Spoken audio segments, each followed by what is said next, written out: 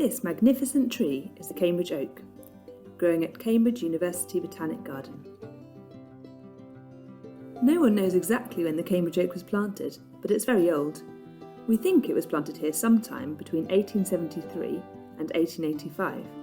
We can only imagine the events it's witnessed over its lifetime. This is quite a big tree. In 2005 it was measured at just under 17 metres tall, with a crown spread of just under 20 metres.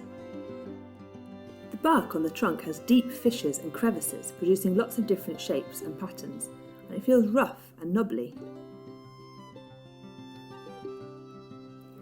We tend to think of oak trees as deciduous, like our British native oaks, losing their leaves in autumn and having bare branches and twigs over the winter time. The Cambridge oak is unusual because it is semi-evergreen. It holds onto its leaves over winter and only loses them in spring, once new coppery red leaves begin to unfurl. As well as new leaves, it will also produce yellow catkin flowers, and in the autumn, acorns.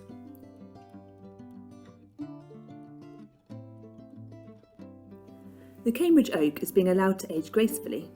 As trees get older, branches can start to decay and drop, so they are often cut back or removed if they're growing in a public garden. Old trees in particular are really important for wildlife.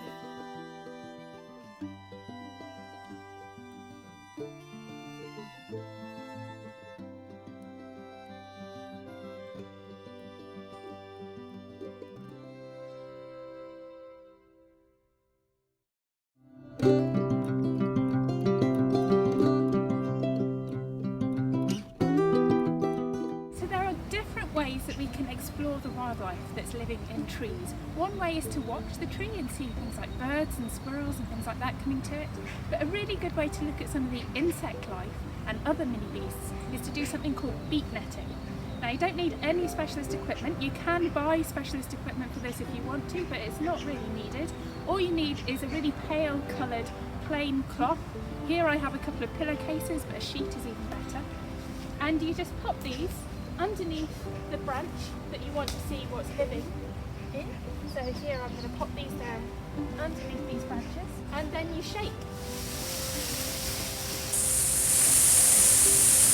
Now to see what you've got, you can get lots of really great identification guides. Here we've got another one from the FSC. This one's Garden Bugs and Beasties. And we've got things like, you're likely to find things like beetles, some flies, there are lots of spiders and things like that that like to live in tree branches. But try this at different times of year, you'll probably find different mini beasts falling out of the trees. As well as supporting wildlife, trees have lots of benefits for humans, including producing food and timber, flood and temperature control, producing oxygen, storing carbon, cleaning the air, cleaning water, and of course, making us feel good.